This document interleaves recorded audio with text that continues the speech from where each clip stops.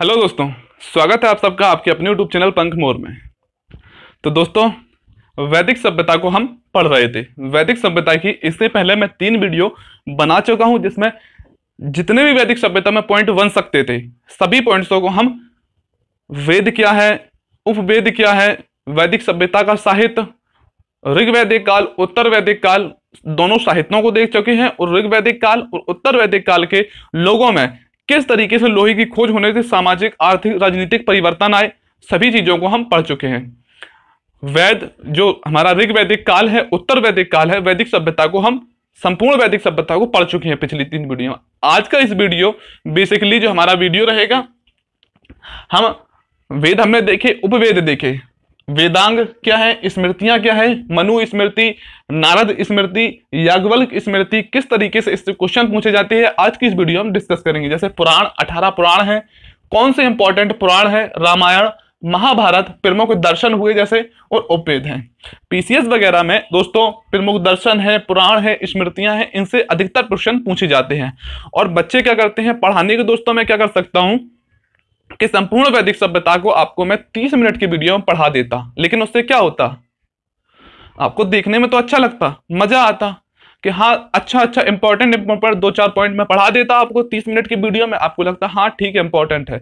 लेकिन जब आप क्वेश्चन बनाते पेपर में या कोई क्वेश्चन पेपर में बनता तो आपसे क्वेश्चन नहीं कर पाते। इसलिए दोस्तों मैं जितना जौन सा टॉपिक पढ़ाऊंगा मैं आपको डीप एंड डिटेल में पढ़ाऊंगा, ताकि जो अब एग्जाम में क्वेश्चन बने या जब मैं क्वेश्चन कराऊं या आप किसी से बुक से क्वेश्चन करें, खुद में प्रसन्नता हो कि जब क्वेश्चन आपके सही हो, पेपर में सही हो, जब आप मॉक टेस्ट दें तब सही हो, लगे आपको कि हाँ हमने किसी अच्छे तरीके से पढ़ा है। और वही 2-4 पॉइंट जब आप याद कर लेंगे, एग्जाम में प्रश्न नहीं बनेगा और बनेगा भी तो आप गलत करके आएंगे, फिर बाद में अफसोस होगा कि काश हम थोड़ा पढ़ लेते। दोस्तों यकीन मानिए, आपका सिलेक्शन तब तक नहीं हो सकता जब तक आप इस पॉइंट से इस पॉइंट पर नहीं पहुंच जाते। आप सोचें हम यहां पर रहें और सिलेक्शन हो जाए, नहीं होगा, क्योंकि हर बच्चा जो है अधिक से अधिक पढ़ने की कोशिश कर रहा है।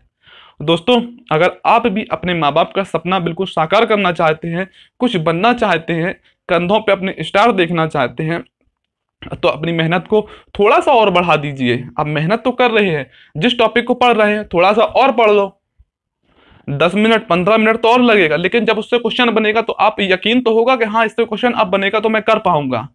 तो चलिए दोस्तों शुरू करते हैं। आज की वीडियो में हम इन्हीं चीजों को पढ़ेंगे, और जो क्वेश्चन पीसीएस में और आरएएस वगैरह में, ईओ राजस्थान, ईओ आरओ में जो क्वेश्चन पूछे गए हैं वैदिक सभ्यता से, उन क्वेश्चनों को मैं इसमें बताने की कोशिश करूंगा कि कहां से प्रश्न कैसे पूछे जाते हैं।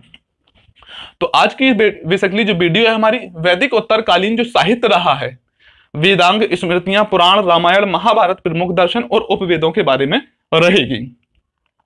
तो चलिए दोस्तों शुरू करते हैं। सबसे पहले देखते हैं हम वेदांग। वेदांग क्या होते हैं? हमने 4 वेदों को देखा, ऋग्वेद, यजुर्वेद, सामवेद और अथर्ववेद। 4 उपवेदों को देखा, 4 वेदों को देखा, लेकिन 4 वेदों को 4 उपवेदों में बांटा गया है और 4 वेदों को ही कितने 6 वेदांग में बांटा गया है। कुछ बच्चे इसे 4 वेदांग याद कर लेते हैं और पेपर में फिर गलत कराते हैं, लेकिन दोस्तों आप फिर से याद करिए कितने वेदांग हैं, 6 वेदांग है। अब वेदांग है क्या और किस तरीके से इसमें प्रश्न पूछे जाते हैं? तो सबसे पहला प्रश्न इसमें पूछा जाता है कि कितने वेदांग हैं। जिस तरीके से पूछा जाता है कितने वेद हैं, कितने उपवेद हैं, इसी तरीके से पूछा जाता है कि कितने वेदांग हैं। तो कितने वेदांग हैं? 6 वेदांग हैं। सभी वेदांगों को किसमें लिखा गया है? तो गद्य में लिखा गया है। वेदांग क्या होते हैं? वेदों को सही ढंग से समझने के लिए 6 वेदांगों का निर्माण किया गया है। कौन कौन से वेदांग हैं? अब इसमें प्रश्न पूछा जाता है, एसएससी में पूछा जाएगा तो पूछा जाएगा इनमें से कौन वेदांग है, लेकिन जब पीसीएस में पूछा जाता है तो पूछेगा कि इनमें से कौन वेदांग नहीं है। जब आपको 6 वेदांग पता होंगे तभी आप इस क्वेश्चन को कर पाएंगे। फिर जब आईएएस वगैरह में प्रश्न इससे पूछा जाता है किस वेदांग में किन बातों का वर्णन किया गया है, ऐसे प्रश्न वेदांग से पूछे जाते हैं। तो चलिए दोस्तों देखते हैं वेदांग कितने हैं। 6 वेदांग हैं। सभी वेदांगों को गद्य में लिखा गया है। किसमें लिखा गया है? गद्य में लिखा गया है। वेदांग का अर्थ क्या होता है? वेदों को सही ढंग से समझने के लिए वेदांगों की रचना की गई है, क्योंकि वेद आपको पता होना चाहिए, वेदों को लौकिक संस्कृति में लिखा है जो आम मनुष्य यानी कि आम आदमी के द्वारा नहीं समझा जा सकता। इसलिए वेदों को सही ढंग से समझने के लिए 6 वेदांगों की रचना की गई है। पहला जो वेदांग है वह है शिक्षा। पहला है शिक्षा, दूसरा है कल्पसूत्र, तीसरा जो है व्याकरण, चौथा है निरुक्त, पांचवा छंद और छठवां ज्योतिष। ये 6 वेदांग हैं। पहला जो वेदांग है वह है शिक्षा। शिक्षा में क्या लिखा गया है? जो वेदों में स्वर उच्चारण की जो विधियां हैं, वेदों में जो स्वर दिए गए हैं, जो शब्द दिए गए हैं, उनके सही तरीके से मनुष्य उच्चारण करे। जिस तरीके से वेदों में जो शब्द लिखा गया है मनुष्य द्वारा, वैसा ही उस शब्द का अर्थ निकाला जाए, इसलिए जो वेदांग की रचना की गई, शिक्षा वेदांग की रचना की गई है।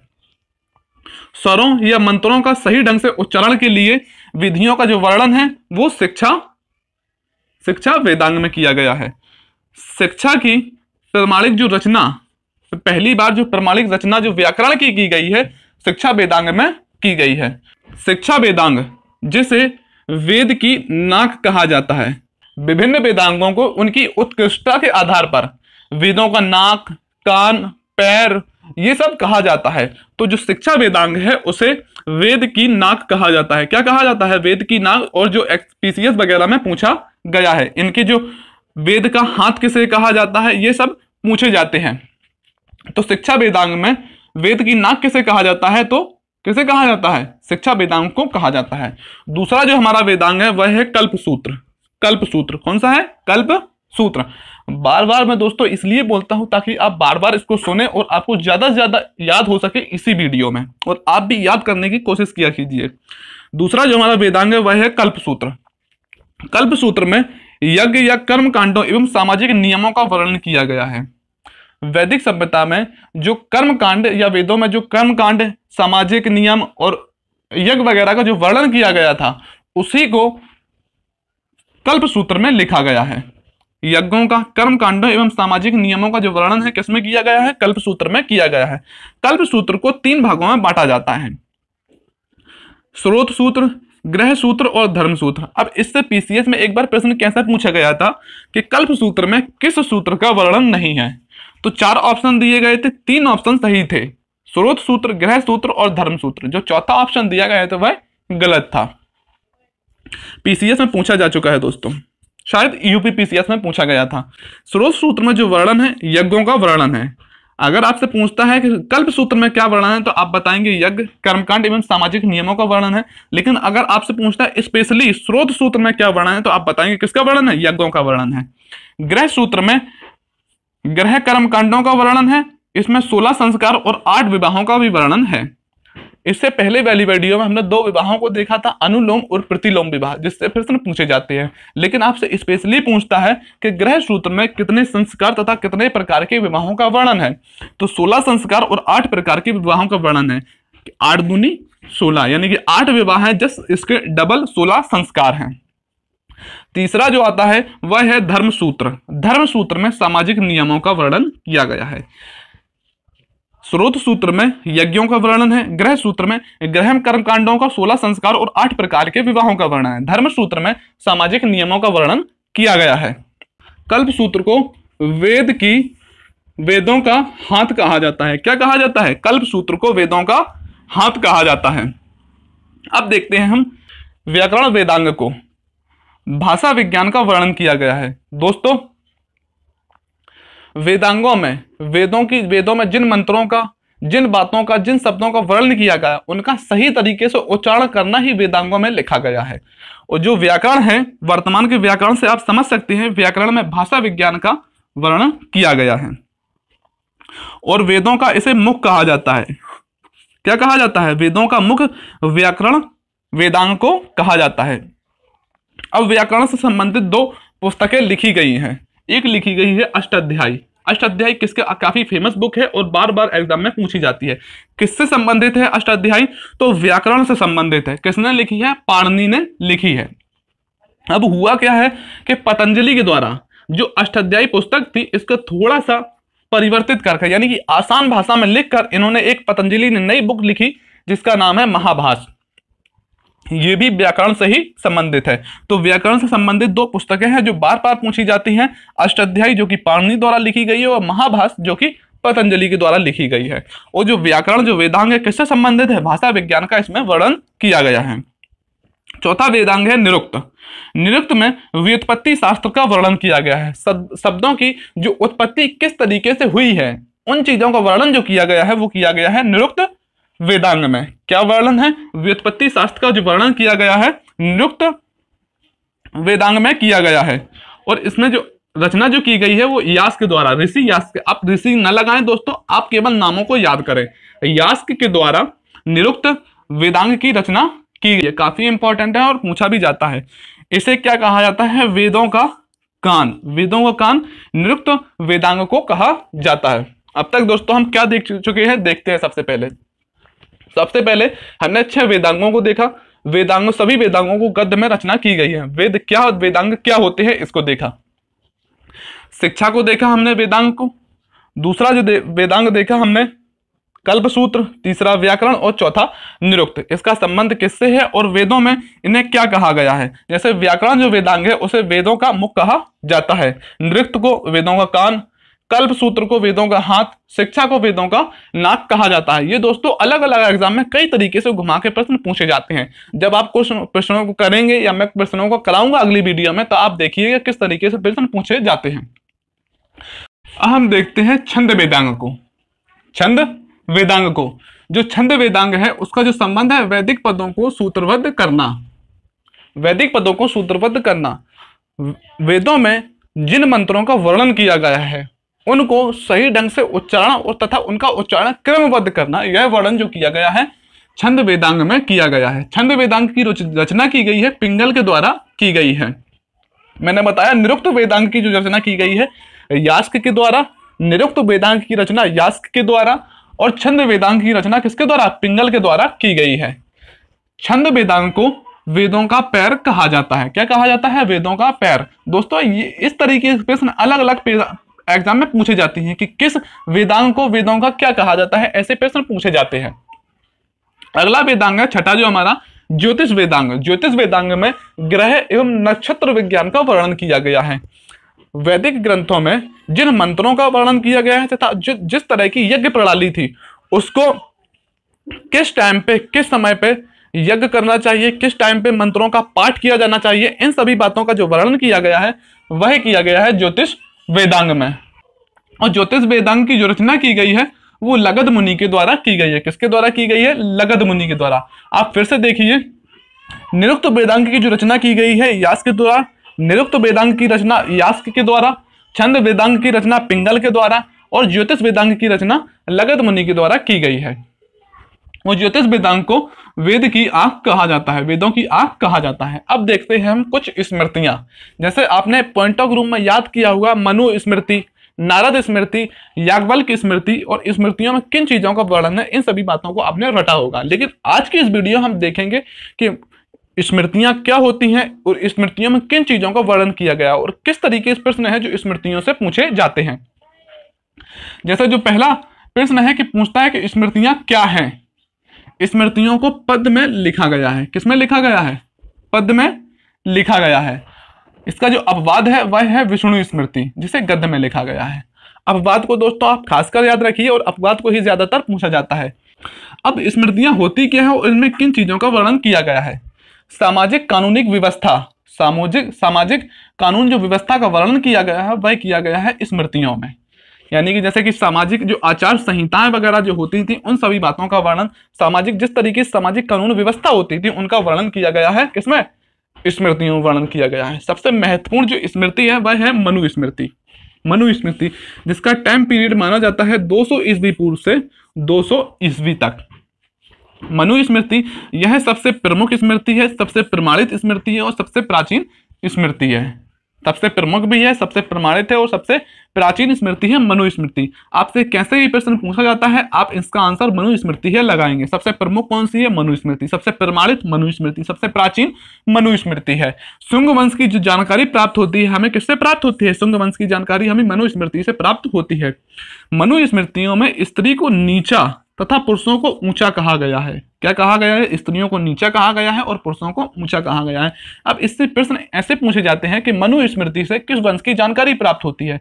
सबसे प्राचीन स्मृति कौन सी है? हर एग्जाम में पूछा ही जाता है बार बार कि सबसे प्राचीन स्मृति कौन सी है, सबसे प्रमुख स्मृति कौन सी है? तो मनुस्मृति है। शुंग वंश की जानकारी किस स्मृति से प्राप्त होती है? तो मनुस्मृति से। स्त्रियों को नीचा तथा पुरुषों को ऊंचा किस स्मृति में कहा गया है? तो मनुस्मृति में कहा गया है। मनुस्मृति में दो प्रकार के अध्यापक की चर्चा देखने को मिलती है। अब अध्यापक क्या होते थे? एक होता था उपाध्याय, एक होता था आचार्य। उपाध्याय वे शिक्षक होते थे जो जीविका के लिए शिक्षा देते थे, अपनी जीविकोपार्जन के लिए शिक्षा देते थे, यानी शिक्षा के बदले कुछ पुरुषों से कुछ चीजें लेते थे तथा अपना जीवन यापन करते थे, वो होते थे उपाध्याय। होते थे, उन्हें उपाध्याय कहा जाता था। दूसरे होते थे आचार्य। वो होते थे आचार्य जो निःशुल्क शिक्षा देते थे, शिक्षा के बदले कोई चीज ग्रहण नहीं करते थे, उन्हें हम कहते थे आचार्य। तो मनुस्मृति में दो प्रकार के अध्यापकों की चर्चा हमको देखने को मिलती है, एक उपाध्याय, दूसरा आचार्य। आचार्य निःशुल्क शिक्षा देते थे और उपाध्याय जीविका के लिए शिक्षा देते थे। अगली जो स्मृति है वह है याज्ञवल्क्य स्मृति। याज्ञवल्क्य स्मृति स्त्रियों को इसमें बढ़ावा दिया गया है और संपत्ति का अधिकार तो स्त्रियों को था, यानी कि जो याज्ञवल्क्य स्मृति है उसमें स्त्रियों को बढ़ावा दिया गया है। क्या दिया गया? बढ़ावा दिया गया है। जैसे कि संपत्ति का अधिकार स्त्रियों को था, शिक्षा ग्रहण करने का अधिकार स्त्रियों को था, पर्दा प्रथा जैसी कोई कुरीति व्यवस्था नहीं थी। यह सभी बातें किसमें बताई गई हैं? याज्ञवल्क्य स्मृति में। और स्त्रियों को नीचा किस स्मृति में बताया गया है? तो मनुस्मृति में बताया गया है। तीसरी जो हमारी स्मृति है वह है नारद स्मृति। नारद स्मृति में किन चीजों का वर्णन है? जैसे कि नियोग प्रथा। नियोग प्रथा मैंने पिछली वीडियो अपने आप देखी होगी तो आपको पता होगा कि नियोग प्रथा क्या होती है। नहीं देखी है तो दोस्तों आप पिछली वीडियो को देखिए, उसमें मैंने काफी चीजों को बताया तथा एक्सप्लेन किया है ताकि एग्जाम में जो थ्योरेटिकल क्वेश्चन बनते हैं उनको भी आप आसानी से कर पाए। नारद स्मृति।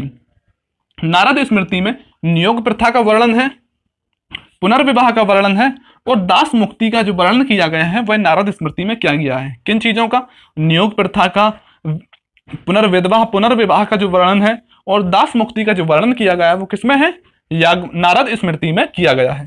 अगली जो स्मृति है वह है हमारी विष्णु स्मृति। पहले भी मैंने बताया है कि विष्णु स्मृति एक अपवाद है जिसे गद्य में लिखा गया। अन्य सभी स्मृतियों को किसमें लिखा गया है? पद में लिखा गया है। मुद्राओं का जो वर्णन देखने को मिलता है, विभिन्न तरह की मुद्राओं का जो वर्णन देखने को मिलता है वह हमें विष्णु स्मृति में देखने को मिलता है। और एसएससी में तो कई बार यह प्रश्न पूछा गया है कि मुद्राओं का वर्णन हमें किस स्मृति में देखने को मिलता है? तो विष्णु स्मृति में हमें देखने को मिलता है। तो दोस्तों इस सेक्शन में हमने क्या देखा? सबसे पहले देखते हैं। इस सेक्शन में हमने स्मृतियों को देखा। स्मृतियां क्या होती हैं? इन्हें पद में लिखा गया है। अपवाद स्वरूप एक विष्णु स्मृति है जिसे गद्य में लिखा गया है। इसमें किन चीजों का वर्णन है? सामाजिक कानूनिक व्यवस्था जो होती थी वैदिक काल में या वैदिक उत्तर काल में, उन चीजों का वर्णन इसमें किया गया है। सबसे पहले मनुस्मृति देखी जो सबसे प्राचीन है और महत्वपूर्ण भी है। इसके बाद याज्ञवल्क्य स्मृति, नारद स्मृति और विष्णु स्मृति को देखा। अब देखते हैं हम कुछ दो पुस्तकें हैं जिनका वर्णन किससे संबंधित है, उनको हम देखते हैं। एक है मिताक्षरा और एक है दयभागा। मिताक्षरा पुस्तक जो है वो विज्ञानेश्वर के द्वारा लिखी गई है। किसके द्वारा लिखी गई है? विज्ञानेश्वर के द्वारा लिखी गई है। और एक है पुस्तक दयभागा जो जीमूत वाहन के द्वारा लिखी गई है। मिताक्षरा पुस्तक में यह वर्णन किया गया है कि पिता के जीवित रहते हुए जो पिता की संपत्ति है उसमें पुरुष का बंटवारा कर दिया जाता था। वैदिक काल में पुरुष का बंटवारा कर दिया जाता था। इसमें अपवाद है पूर्वोत्तर भारत में ऐसा नहीं किया जाता था। और एक है दयभागा बुक जिसे जीमूत वाहन के द्वारा लिखा गया है। और इसमें क्या कहता थे कि पिता के जीते जी पिता की जो संपत्ति है उसका बंटवारा पुत्रों में नहीं किया जाता था। ये दो वो क्या है जो लेखपाल वगैरह में, वीडियो वगैरह के जो ग्राम विकास अधिकारी के एग्जाम होते हैं और पीसीएस वगैरह में भी कई बार पूछी गई हैं कि मिताक्षरा पुस्तक किसके द्वारा लिखी गई है? विज्ञानेश्वर के। इसमें क्या वर्णन है? इसमें वर्णन है कि पिता के जीते जी संपत्ति का जो बंटवारा है वो पुत्रों में कर दिया जाता था। दूसरी बुक है दयभागा जो जीमूत वाहन के द्वारा लिखी गई हो। इसमें वर्णन है कि पिता के जीते जी संपत्ति का जो बंटवारा है वर्षों में नहीं किया जाता था। यह पिता की मृत्यु के बाद संपत्ति का बंटवारा होता था। पूर्वोत्तर भारत इसका अपवाद है कि पूर्वोत्तर भारत में ऐसा नहीं होता था और पूर्वोत्तर भारत में दयभागा जैसी प्रथा प्रचलित थी। अब देखते हैं हम प्रथम दर्शन को। दोस्तों दर्शन जो है काफी इंपॉर्टेंट है और दर्शन के जो प्रतिपादक किनके द्वारा दर्शन की रचना की गई है, काफी इंपॉर्टेंट है और पीसीएस 2023 में इससे क्वेश्चन 2-3 क्वेश्चन बने हैं। प्रश्न कैसे पूछा गया था कि न्याय दर्शन, 4 दर्शन दिए गए थे, पूछा गया था इनमें से कौन सम्मिलित है, तो दिया गया था न्याय दर्शन। न्याय दर्शन किनके द्वारा रचना की गई है, अक्षपाद गौतम के द्वारा इनकी रचना की गई है। अब दोस्तों मैं इसकी ट्रिक्स भी बताऊंगा कि आप किस तरीके से इसको प्रमुख दर्शनों को याद कर सकते हैं। प्रमुख दर्शनों को दोस्तों अगर हम पीसीएस वगैरह की एसएससी की तैयारी कर रहे हैं तो दर्शनों को याद करना पड़ेगा, यही प्रश्न बार बार पूछे जाते हैं।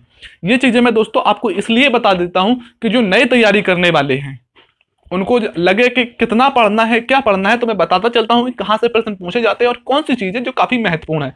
दर्शन आपको रटने पड़ेंगे, याद करने पड़ेंगे, जैसे हो सके वैसे याद करने पड़ेंगे। मैं दोस्तों आपको ट्रिक्स भी बता दूंगा। पहला जो दर्शन है वह है संख दर्शन। सबसे प्राचीन दर्शन कौन सा है, प्रश्न बनता है सबसे प्राचीन दर्शन कौन सा है, संख दर्शन है।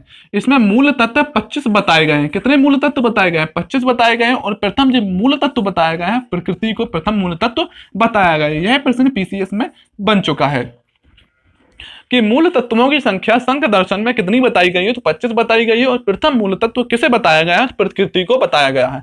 सबसे प्राचीन जो दर्शन है वह है संख्य दर्शन। इसके प्रतिपादक कौन है, प्रश्न दोस्तों ये इसी तरीके से ज्यादा पूछे जाते हैं। पूछा जाता है दर्शन और दर्शन के प्रतिपादक पूछा जाता है। संख दर्शन सबसे प्राचीन है। इसके प्रतिपादक जो है वो कपिल मुनि है। कौन है, कपिल मुनि है। संख्य दर्शन के प्रतिपादक कपिल मुनि है। आप किस तरीके से याद रख सकते हैं, संख से आप रखिए संख को, यानी बचाने वाले संख को, और कपिल मुनि से याद रखिए कपिल को, जो शो आता है कपिल शर्मा। अब किस तरीके से कपिल शर्मा के शो में शंख को बजाया गया है, तभी उसका उद्घाटन हुआ। कपिल शर्मा के शो में शंख को बजाया गया और उसका उद्घाटन हुआ। संख दर्शन के प्रतिपादक को है कपिल मुनि है। दूसरा जो हमारा दर्शन है वह है योग दर्शन। योग दर्शन विश्व में सर्वाधिक जो प्रचलित दर्शन है वह है योग दर्शन। सबसे प्राचीन दर्शन है शंख दर्शन, सबसे प्रचलित दर्शन जो है वह है योग दर्शन। इसके जो प्रतिपादक हैं वह है कौन है, पतंजलि, जिन्हें योग मुनि कहा जाता है। क्या कहा जाता है, योग मुनि। योग दर्शन के प्रतिपादक है पतंजलि। आपने देखा होगा कि योग मुनि और पतंजलि, योग दर्शन के जो रचनाकार है, जो प्रतिपादक है, कौन है, पतंजलि है। और पतंजलि के अभी प्रोडक्ट आ रहे हैं और आप देख सकते हैं इसी तरीके के योग दर्शन के रचनाकार कौन है, पतंजलि हैं। अगला देखते हैं हम न्याय दर्शन। क्या, न्याय दर्शन। न्याय दर्शन में जो वर्णन किया गया, ईश्वर को विश्व का निर्माता बताया गया है। क्या बताया गया है, ईश्वर को विश्व का निर्माता बताया गया है। और इसकी जो प्रतिपादक है वो है अक्षपाद गौतम। दोस्तों इसके बाद मैं अगला टॉपिक बौद्ध धर्म ही पढ़ाऊंगा। आप फिलहाल इसको याद रख लीजिए कि न्याय से वर्तन आता है न्याय का, और गौतम से वर्तन आप समझ लीजिए गौतम बुद्ध को। गौतम बुद्ध कैसे व्यक्ति थे, एक बड़े न्याय प्रिय व्यक्ति थे, न्याय चाहते थे। तो आप कैसे याद रख सकते हैं, न्याय दर्शन को आप अक्षपाद गौतम से याद रख सकते हैं। आप गौतम भी याद रख लेंगे तो आप काम चल जाएगा, कि आपको 4 ऑप्शन तो देगा ही, तो आप ऑप्शन से लगा सकते हैं। न्याय दर्शन के प्रतिपादक कौन थे, अक्षपाद गौतम। फिर से देखते हैं दोस्तों, संख दर्शन के प्रतिपादक हैं कपिल मुनि। कैसे कि कपिल शर्मा के शो में शंख को बजाया गया और उद्घाटन हुआ। योग दर्शन के प्रतिपादक है पतंजलि के वर्तमान में प्रोडक्ट आ रहे हैं योग से संबंधित है, उनमें हेल्थ की ज्यादातर बातें की जाती है, तो आप योग से समझ सकते हैं। न्याय दर्शन के प्रतिपादक जो है वो है अक्षपाद गौतम। गौतम बुद्ध को न्याय पसंद प्रिय आदमी थे। अगला हम देखते हैं वैशेषिक दर्शन। वैशेषिक दर्शन जो है, वैशेषिक दर्शन जिसकी रचना जो की गई है कणाद या उलूक ऋषि के द्वारा की गई है। दोनों ऑप्शन दोस्तों अब अलग अलग एग्जाम में देखने को मिल सकते हैं। ज्यादातर जो ऑप्शन देता है वह कणाद देता है कि वैशेषिक दर्शन की जो रचना की गई है, जो प्रतिपादक है वो है कौन, कणाद है, ऋषि कणाद, या फिर जो है उलूक ऋषि। दोस्तों आप नामों में ऋषि को ना लगाया करिए। नामों में अगर ऋषि को लगाएंगे तो आपको पेपर में कंफ्यूजन होगी। डायरेक्ट उनके नाम को ही याद किया कीजिए आप। वैशेषिक दर्शन के प्रतिपादक है कणाद या उलूक। पूर्व मीमांसा एक दर्शन है जिसके प्रतिपादक है जैमिनी। कौन है, जैमिनी। और एक है उत्तर मीमांसा जिसके प्रतिपादक हैं बादरायण। अब दोस्तों इनमें कंफ्यूजन ज्यादा बनती है। पूर्व मीमांसा और उत्तर मीमांसा पता नहीं रहता कि इसका जैमिनी है, इसका बादरायण है। तो इसको याद रखने के पूर्व का मतलब पहले, तो जैमिनी से याद रखिए जामुन को आप। तो जामुन को आप पहले खाना पसंद करेंगे, जामुन को आप पहले खाना पसंद करेंगे। पूर्व मीमांसा का जैमिनी और उत्तर मीमांसा का बादरायण। तो बादरायण का मतलब बाद, इसमें लगा हुआ है बाद, यानी कि उत्तर वाले में क्या है, बादरायण। बाद को आप उत्तर वैदिक मीमांसा जो है उत्तर मीमांसा, उसे बादरायण है। जामुन को आप पहले खाना पड़े, पूर्व मीमांसा का जामुनी, उत्तर मीमांसा का बादरायण। दोस्तों जितना हो सके आप जहां पर भी आपको याद नहीं होता है, कंफ्यूजन होती है, लगता है पेपर में मुझसे प्रश्न गलत हो सकता है, तो उसमें आप ट्रिक्स लगाएं, कोई दिक्कत नहीं है, ट्रिक्स लगाएं। लेकिन हर चीज में ट्रिक्स लगाना वो फिर गलत बात है। अब देखते हैं हम पुराण। पुराणों की संख्या पूछी जाती है एग्जाम में कि कितने पुराण हैं, तो कितने पुराण हैं, 18 पुराण हैं। एक बार फिर से देखते हैं, कितने वेद हैं, 4 वेद हैं। कितने उपवेद हैं, 4 उपवेद हैं। कितने वेदांग हैं, तो 6 वेदांग हैं। कितने पुराण हैं, 18 पुराण हैं। कितने दर्शन हैं, तो कितने दर्शन हैं, 6 दर्शन हैं। संख्य दर्शन, योग दर्शन, न्याय दर्शन, वैशेषिक दर्शन और पूर्व मीमांसा, ये दर्शन हैं।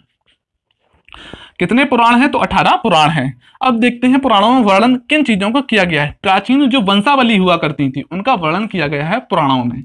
प्राचीन वंशावलियों, जो राजा हुआ करते थे उनकी वंशावलियों का जो वर्णन किया गया है वो पुराणों में किया गया है। पुराणों के जो प्रतिपादक है कौन है, वह है लोमहर्ष ऋषि तथा इनके पुत्र उग्र प्रभा। लोमहर्ष ऋषि और उग्र प्रभा के द्वारा पुराणों की रचना की गई है। उनके पुत्र उग्र प्रभा के द्वारा पुराणों की रचना की गई है। अब कुछ महत्वपूर्ण पुराण है जिससे प्रश्न पूछे गए हैं। पीसीएस 2023 में अगर आपने एग्जाम दिया है तो आपको पता होगा कि विष्णु पुराण और वायु पुराण पूछा गया था कि किससे संबंधित है। पूछा गया था ना कि विष्णु पुराण का संबंध किससे है और वायु पुराण का संबंध किससे है। इसकी हम ट्रिक्स भी याद करेंगे ताकि एग्जाम में जब पूछा जाए तो आप गलत ना करें। पहला है मत्स्य पुराण। मत्स्य पुराण जो कि सबसे प्राचीन पुराण है वह है मत्स्य पुराण। सबसे प्राचीन पुराण है मत्स्य पुराण। इसमें विष्णु के 10 अवतारों का वर्णन किया गया है। पूछता है कि विष्णु के 10 अवतारों का वर्णन किस पुराण में किया गया है, तो किसमें किया गया है, मत्स्य पुराण में किया गया है। और मत्स्य पुराण से किस वंश की जानकारी प्राप्त होती है दोस्तों, कई बार एग्जाम में पूछा गया है और काफी इंपॉर्टेंट भी है।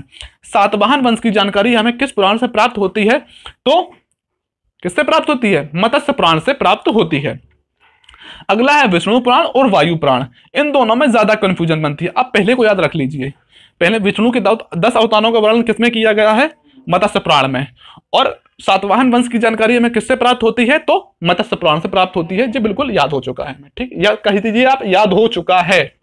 अब देखते हैं विष्णु पुराण और वायु पुराण, इनमें कंफ्यूजन बनती है। वायु पुराण, वायु का मतलब कैसे होती है, वायु, वायु गुप्त होती है। तो वायु पुराण से हमें किस वंश की जानकारी प्राप्त होती है, गुप्त वंश की जानकारी हमें किससे प्राप्त होती है, वायु पुराण से प्राप्त होती है। वायु गुप्त होती है, दिखाई देती है ना, वायु नहीं दिलती है। तो वायु पुराण से गुप्त वंश की जानकारी प्राप्त होती है। और विष्णु पुराण से मौर्य वंश की जानकारी प्राप्त होती है। विष्णु पुराण से कौन से वंश की, मौर्य वंश की जानकारी प्राप्त होती है। फिर से देखिए, मत्स्य पुराण से सातवाहन वंश की जानकारी, वायु पुराण से गुप्त वंश की, वायु गुप्त होती है इसलिए गुप्त वंश की, और विष्णु पुराण से मौर्य वंश की जानकारी प्राप्त होती है। ये पीसीएस 2023 का क्वेश्चन है। पीसीएस यूपी पीसीएस 2023 में पूछा गया है और ये आंसर है। अब देखते हैं दोस्तों इस भाग में हम कितना देख चुके हैं। सबसे पहले हमने प्रमुख दर्शनों को देखा।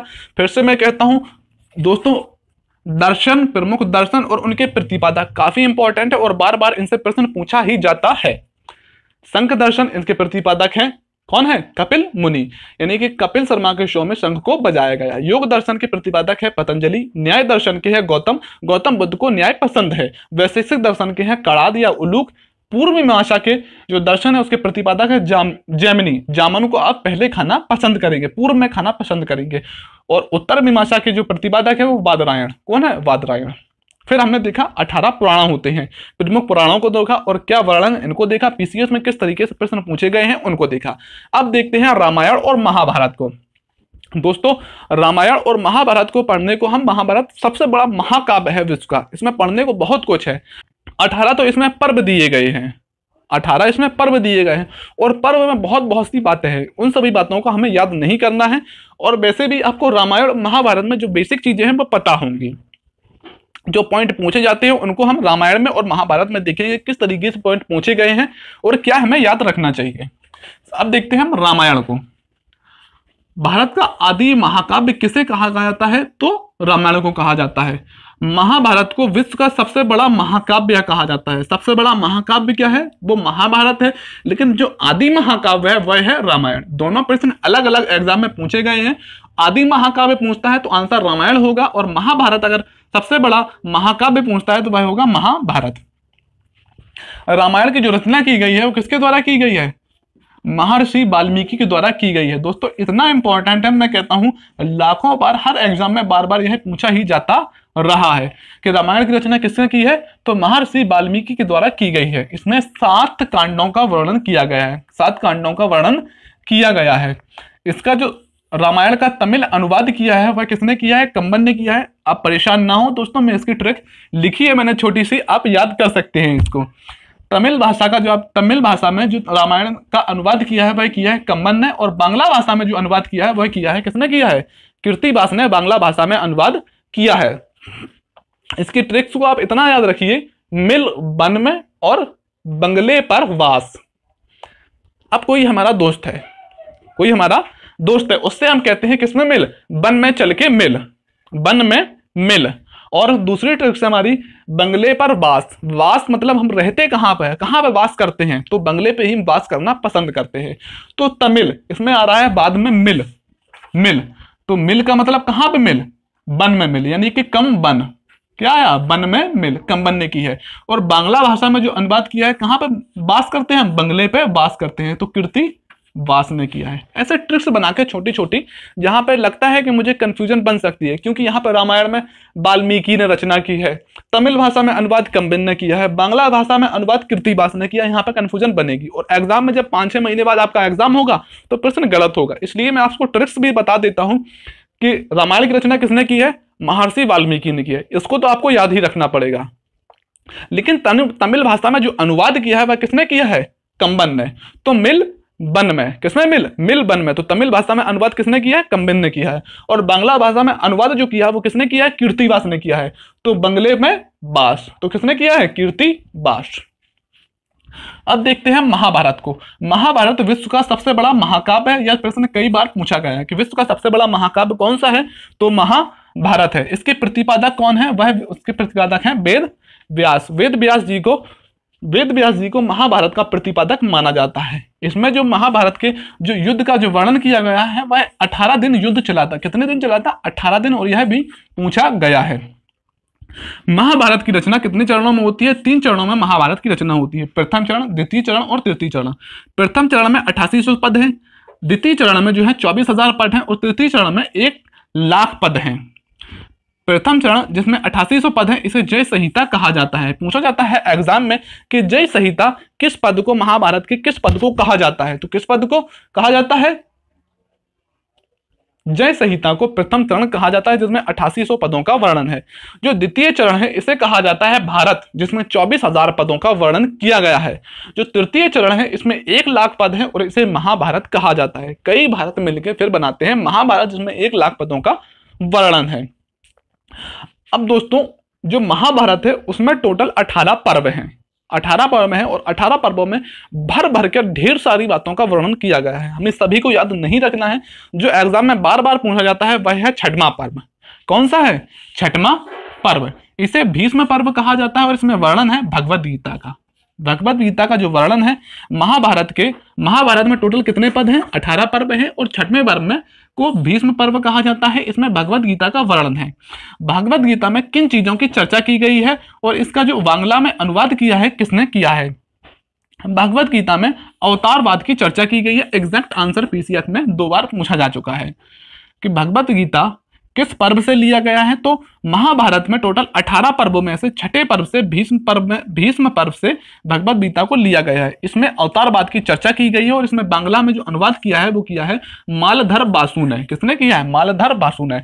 अब भगवद गीता हम कैसे याद रख सकते हैं? भगवद गीता लोग क्यों पढ़ते हैं? क्या हमारे धन में हमें ज्ञान की प्राप्ति हो और हमारे घर में धन का अंबार लगता चला जाए। आप ऐसे याद रख सकते हैं माल यानी कि धन।